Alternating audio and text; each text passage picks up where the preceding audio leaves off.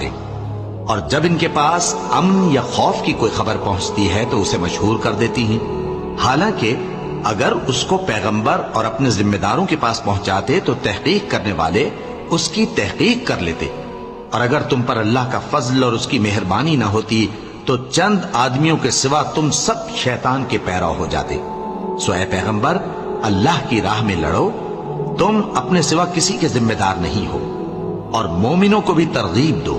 करीब है कि अल्लाह काफिरों की लड़ाई को बंद कर दे, और अल्लाह शदीद तरीन जंग करने वाला है और सजा देने के लिहाज से भी बहुत सख्त है। जो शख्स नेक बात की सिफारिश करे तो उसको उसके सवाब में से हिस्सा मिलेगा, और जो बुरी बात की सिफारिश करे उसको उसके अजाब में से हिस्सा मिलेगा। और अल्लाह हर चीज पर कुदरत रखता है।